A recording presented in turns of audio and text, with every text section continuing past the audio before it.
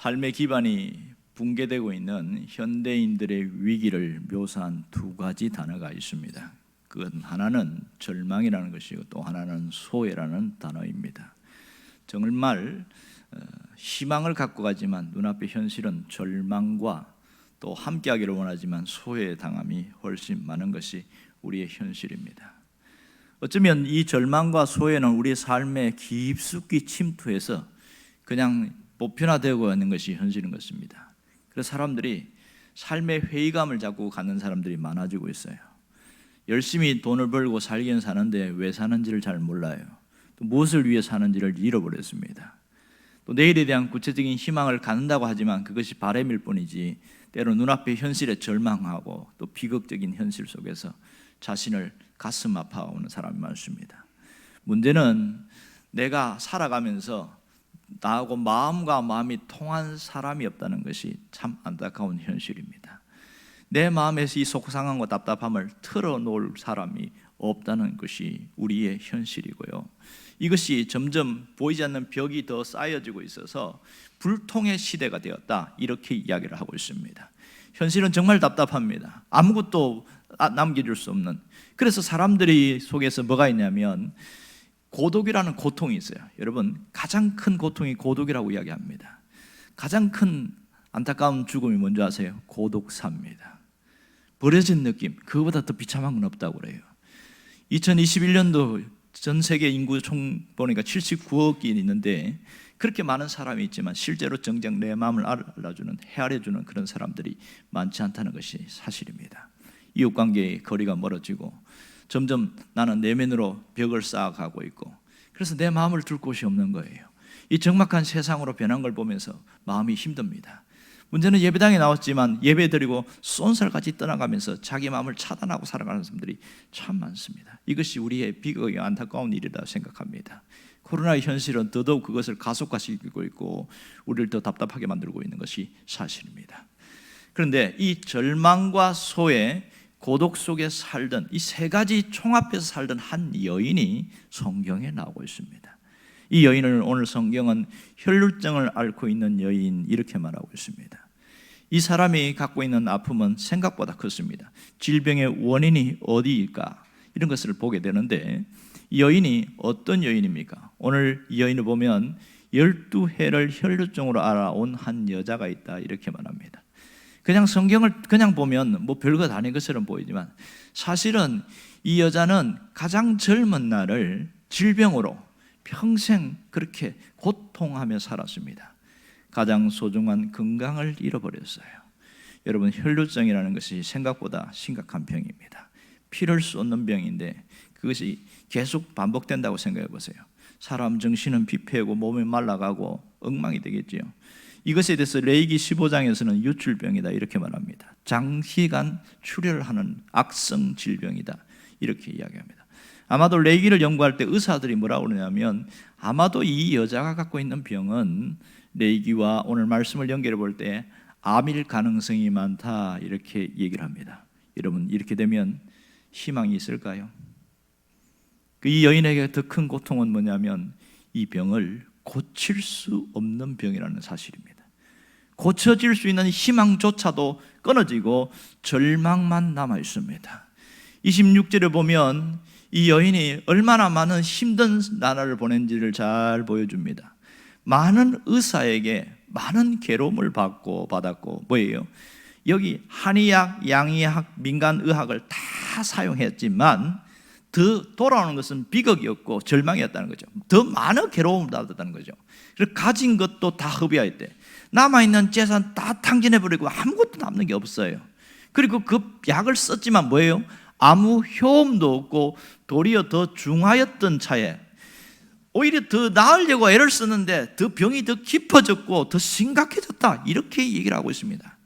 여러분, 이런 상태에서 과연 살아갈 수가 있을까요?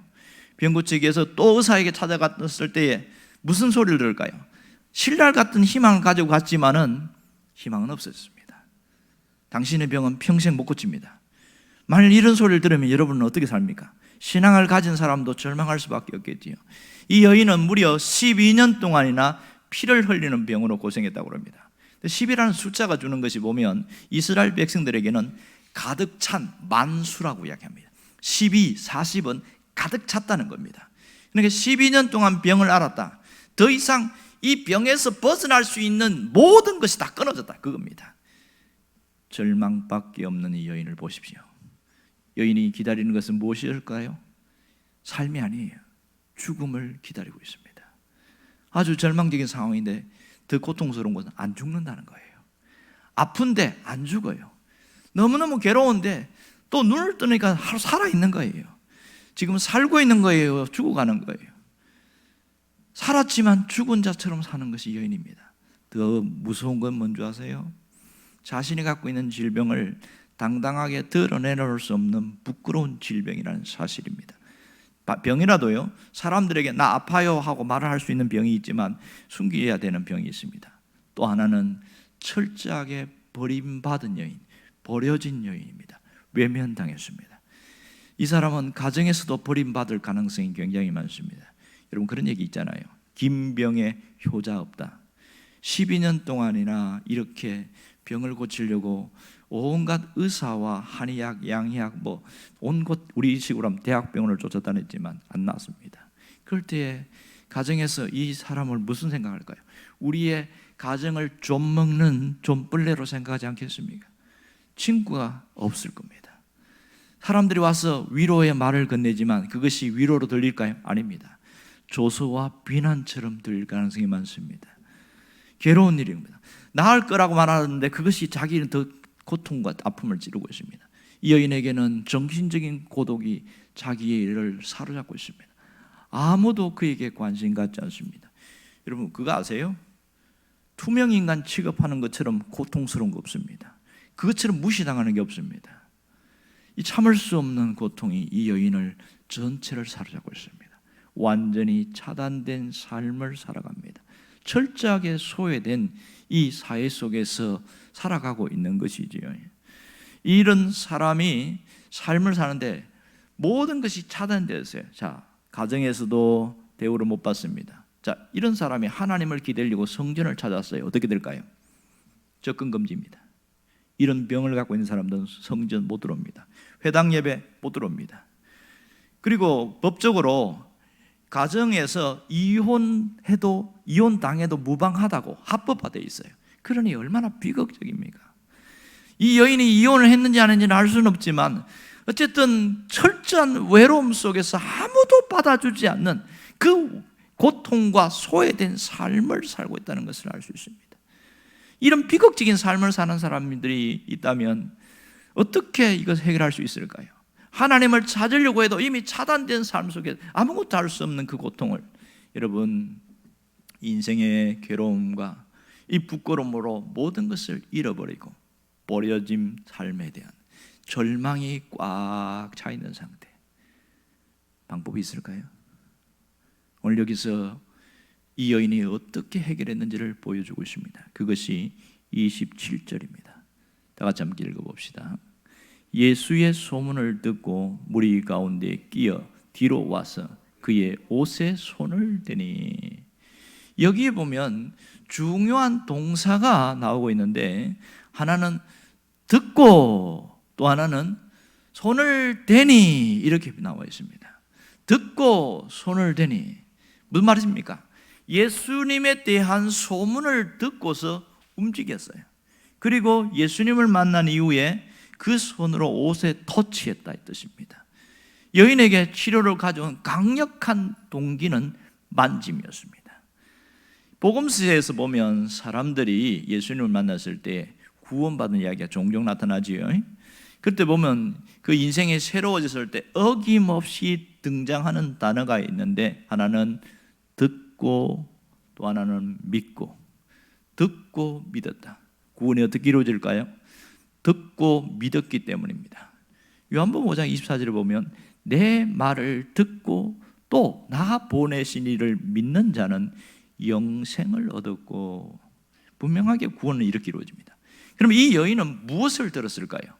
27절에 보면 예수의 소문을 듣고 이것이 운명을 바꾸는 전기가 되었습니다. 아무것도 할 수 없는 그런 여인이 예수의 소문을 들으면서 자기 운명을 바꾸는 시작이 됐다는 겁니다. 여기서 알 수 있는 것은 예수님은 복음이요, 예수님은 구원이요, 예수님은 소망이요, 예수님은 생명이시라는 것을 분명히 깨닫게 되어집니다. 기독교 복음의 핵심은 바로 예수 그리스도에게 있다는 사실을 잊지 않기를 원합니다. 우리가 종종 범하는 실수가 뭔지 아세요? 어떻게 치유받았는가에 대해서 관심만 갖고 있어요. 이 사람이 어떤 과정을 통해서 치유가 일어나는 것은 무시하고 넘어갈 때가 굉장히 많습니다. 그러니까 치유받기 이전에 여인의 행동을 놓치게 된다는 겁니다. 치유 이전의 여인의 행동은 뭐예요? 예수에 대한 소문을 들었다는 겁니다. 복음을 들었다는 얘기죠. 그는 모든 방법, 모든 노력을 다 동원했지만 병을 고칠 능력도 없었고 가능성도 없고 미래도 없었습니다. 그런데 이것을 고칠 수 있는 가능성이 누구에게 있다고 봤습니까? 예수님이었습니다. 예수님이 오신다는 소문을 듣고 눈이 번쩍 뜨인 거예요. 그분이 죽은 자를 살리고 병든 자를 치유한다는 것을 알고 있었거든요. 이미 정보로 알고 있었단 말이에요.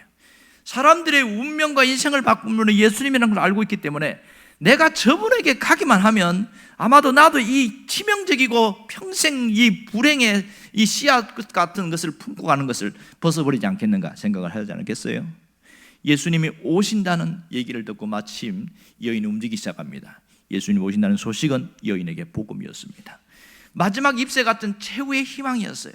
여인의 마지막 희망은 누구였습니까? 예수 그리스도였습니다. 예수의 소문을 듣고 어떻게 했어요? 예수님께로 향해서 달려갔습니다. 왜 달려갔을까요? 28절을 보면 이렇게 이야기합니다. 이는 내가 그의 옷에만 손을 대어도 구원을 받으리라 생각함이라 이렇게 말합니다. 여기 나오는 구원은 천국 가는 걸 말하는 게 아닙니다. 내 병이 낫는 것을 말합니다. 문제가 해결되는 것을 이야기합니다. 사람들은 안수기도나 특별한 기도를 받아야 구원받고 치유된다고 생각하는데 이 여인은 안수기도 필요 없어요. 내가 그분의 옷에 손만 대어도 낫겠다는 그 믿음이 있었습니다. 그래서 군중 속으로 들어가게 된 것이지요. 지금까지 한 번도 이런 일은 일어나지 않았습니다. 이 여인은 사실은 부정한 여인으로 낙인 찍었기 때문에 군중 속으로 들어가면 돼요, 안 돼요? 안 됩니다. 이 사람들은 아예 저기 큰 성 밖에서 살게 했어요. 왜? 부정한 여인이니까.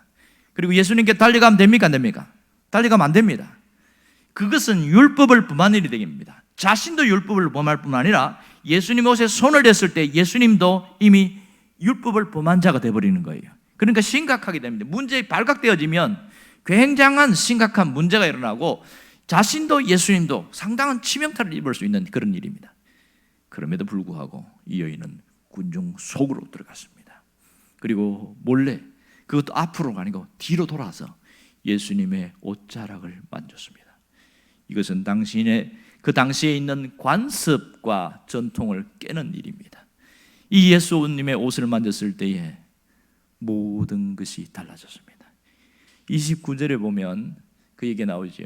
이에 그의 혈루 근원이 곧 마름에 병이 나은 줄을 몸에 깨달으니라. 어떤 뜻입니까?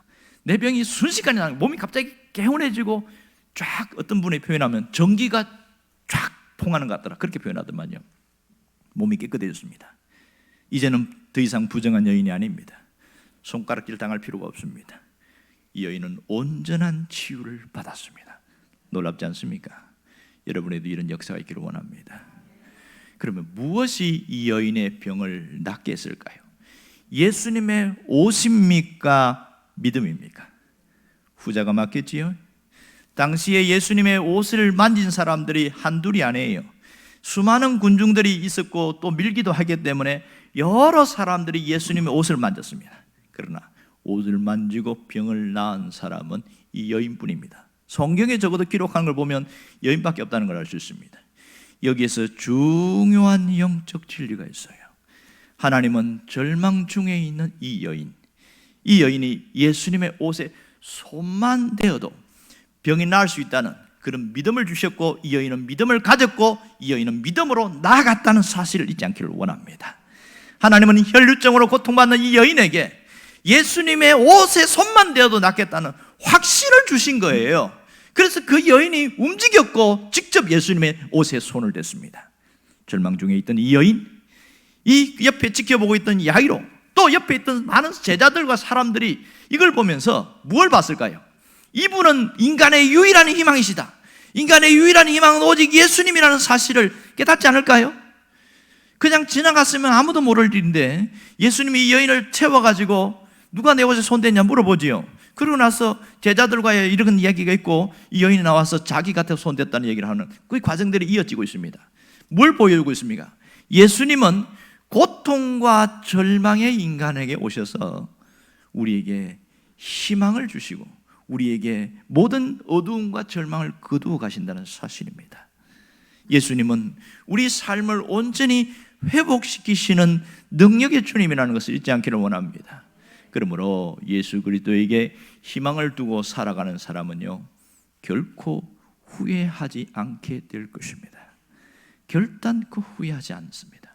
왜요? 예수님은 희망이시기 때문입니다. 예수님께 믿음과 희망을 갖고 만나는 그 순간 모든 고통과 절망은 끝이 납니다. 예수님과 만남이 이렇게 중요한 거예요. 하나님은 예수 그리스도 앞에 나온 모든 사람들에게 고통과 절망을 벗어나서 새로운 희망을 갖기를 원하고 있습니다. 새로운 희망. 우리의 현실을 가만히 돌아보십시오. 많은 사람들이 오고 가고 만나고 이렇게 살고 있지만 혹시 오늘 이 여인처럼 살고 있는 분은 없지 않습니까? 이 여인처럼 고독 가운데 있는 사람은 없느냐는 겁니다. 겉으로는 웃고 그러는 괜찮은 것처럼 아무 문제 없는 것처럼 그렇게 살아가는데 정작 내 마음에는 고독이 계속 나를 힘들게 하고 그렇게 외로움 속에서 살아가는 사람들이 생각보다 많다는 사실입니다. 그래서 유명한 말이 나오는데 군중 속의 고독 이런 말이 나오죠. 누가 한 말일까요? 1950년도 데이비드 리스만이 한 말입니다. 데이비드 리스만은 이 미국의 사회학자인데 고독한 군중이라는 책을 썼어요. 거기서 세 종류의 유형의 인간이 있다 이런 이야기를 하는데 리스만이 뭐라고 이야기하냐면 다른 사람들이 무슨 생각을 하고 또 무엇을 좋아하는지 내가 늘 관심을 기울인다는 거예요. 그리고 그들에게서 소외되지 않으려고 그들로부터 격려되지 않으려고 굉장히 애를 쓴다는 거예요. 격려되는 순간 고독한 인간이 되기 때문에 그렇게 살지 않으려고 몸부림친다. 이게 현대인의 모습이라는 겁니다. 그래서 내 자신의 정체성을 갖고 살기보다는 다른 사람이 나를 어떻게 생각하는가 여기에 더 신경 쓴다는 거죠. 요즘 보면 마음이 아픈 분들이 참 많이 있습니다. 진찰을 해도 뭐가 문제인지 몰라요. 병원에 가서 온갖 검사를 다 검사했는데 아무 이상 없다는 거예요. 그런데 이 사람은 아프다고 그래요. 겉은 멀쩡한데 시름시름 앓는 사람들이 상당히 많다는 사실입니다. 문제는 신앙생활을 하는 사람들 중에도 이런 사람들이 있다는 거예요. 충격적이지 않습니까? 자신의 상처, 이 문제의 굴로 속에서 갇혀가지고 헤어나오지 못하는 사람이 상당히 많습니다. 그래서 고독을 숨기고 감추고 살아갑니다. 예수 믿으면 가장 불행한 건 뭔지 아세요? 내면의 상처가 치유되지 않는 채 한평생 사는 겁니다. 희망을 갖지만 내 현실 속에서 희망이 안 보일 때 정말 마음이 답답해요. 내가 어떻게 탈출구를 열어나갈까? 답이 안 보일 때 너무너무 힘듭니다. 분명한 것은 이런 답답함과 이런 숨막힘을 곳에서 우리를 탈출시킨 분이 바로 계십니다. 그분이 예수 그리스도십니다. 아멘입니까? 예수님은 문제 해결의 유일한 탈출구입니다. 그것이 경제적인 문제이든 정신적인 문제이든 심리적인 문제이든 어떠한 문제라도 예수님 앞에 가면 모든 것이 다 해결되어집니다. 여러분이 예수님을 통해서 해결될 수 있기를 바랍니다. 이 세상의 진정한 희망은요, 예수님입니다. 예수님을 떠나서 진정한 희망은 찾을 수가 없습니다. 그러나 사람들은 세상에서 희망을 찾으려고 하고 이 세상의 것으로 그것이 나의 만족을 얻으려고 합니다. 사람들은 교육과 경제 성장과 정치 문화가 또 확장되거나 의학이 발달하고 과학이 발달하고 사회 기반이 넓혀지면 좀 더 나을 것이라고 생각합니다. 형편은 나아질지 모르지만 심리적 정신적인 것은 더 고통스럽고 더 어렵습니다. 거기서 희망을 찾으려고 하는데 한계가 있습니다. 이런 것은 좀 더 나은 삶을 가져줄 수 있지만 오히려 돌이킬 수 없는 더 큰 문제들을 우리에게 이끌고 왔다는 것이 사실입니다. 그러나 주님이 유일한 희망이라고, 주님께 희망을 두고 살아가는 사람들은요, 이런 부분에서 순식간에 사라집니다. 답을 찾을 수 없는 그 현실에서 예수 그리스도를 통해서 답을 찾아 나가게 되더라는 겁니다. 여러분이 그 사람 되기를 바랍니다. 희망을 갖고 예수님께 나오시길 바랍니다. 예수님을 만지시길 바랍니다. 주님은 우리의 모든 고통과 절망을 해결할 수 있는 능력과 권세를 가지신 분이십니다.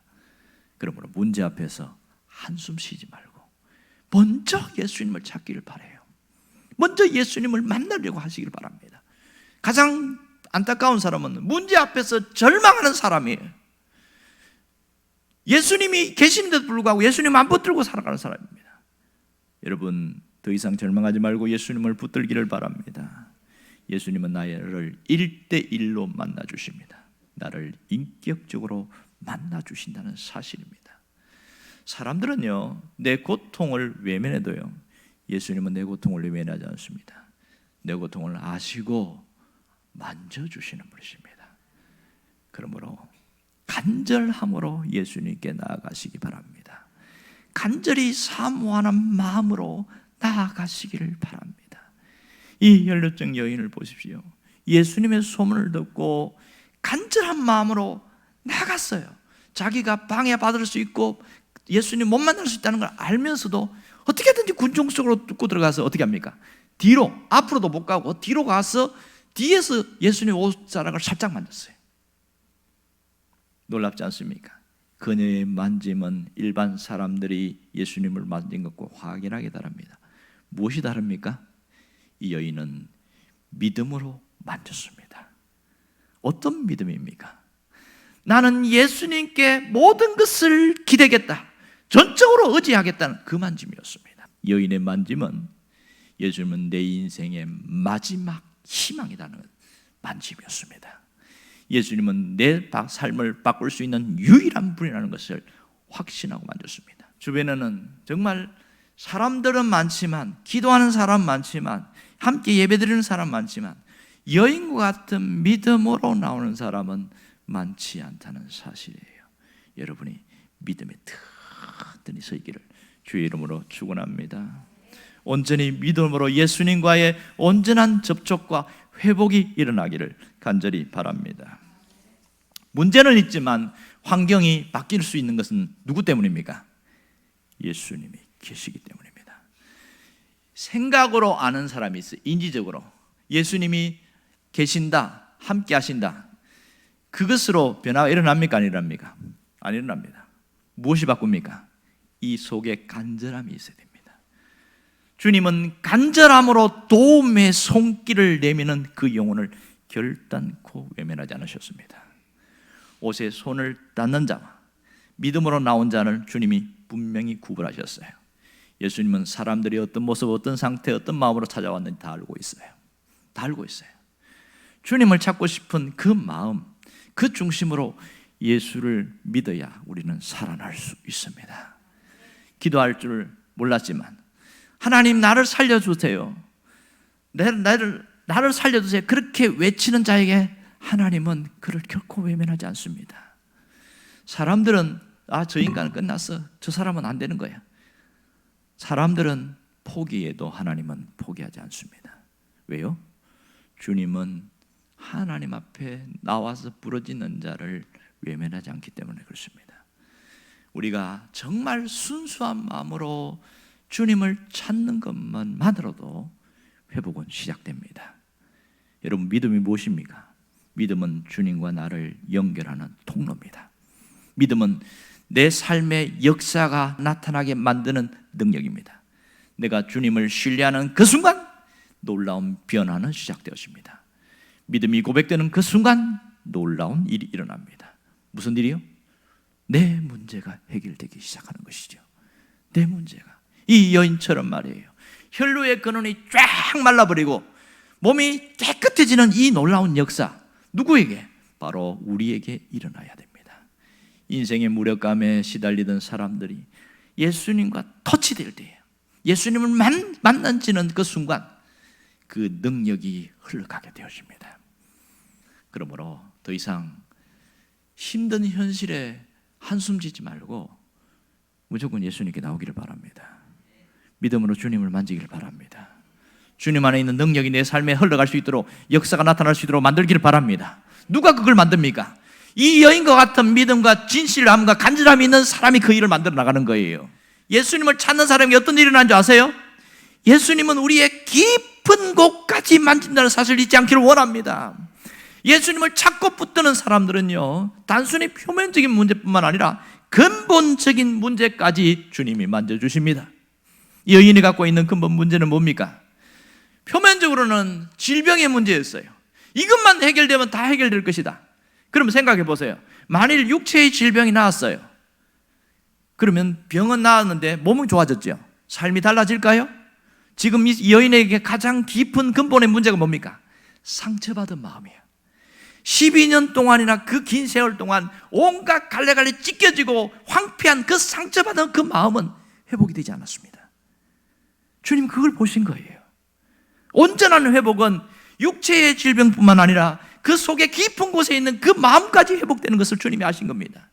그래서 주님은 이 여인의 마음까지 치유해 주시기를 원하셨습니다. 그래서 가던 길을 멈추시고 누가 내 옷에 손을 대었느냐고 묻는 겁니다. 누구를 찾으신 거예요? 이 여인을 찾아내서 그 아픈 마음을 치유해 주시기를 원한 겁니다. 34절에 보면 주님이 이렇게 말합니다. 예수께서 이르시되 딸아 내 믿음이 너를 구원하였으니 평안히 가라. 내 병에서 놓여 건강할지어다.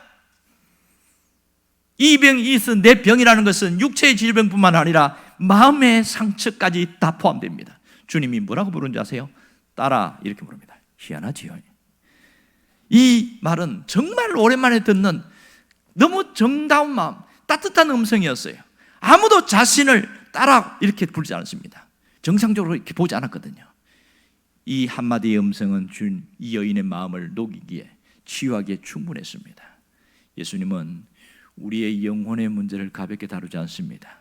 우리의 현실적인 문제뿐만 아니라 우리의 삶의 본질적인 근본 문제까지 치유해 주기를 원하시는 게 주님의 말씀이에요. 주님의 진심입니다. 여러분이 그 은혜가 있기를 원합니다. 그러나 우리는 눈앞에 있는 기적에만 목매달 때가 많은 거예요. 하나님 이 돈만 해결해 주세요. 하나님 이 병만 해결해 주세요. 이것만 해결해 주세요. 그러면 그거 해결해 주면 더 예수님을 잘 믿고 더 성실하게 하나님 앞에 신앙생활 합니까? 표면적인 해결은요 오히려 더 악해지고 교만해질 수 있습니다. 근본적으로 내면까지 온전히 회복되어야 됩니다. 우리는 눈앞에 있는 기적에 목매게 될 때는 그러면 더 이상의 신앙 성장은 없다는 사실을 알아야 됩니다.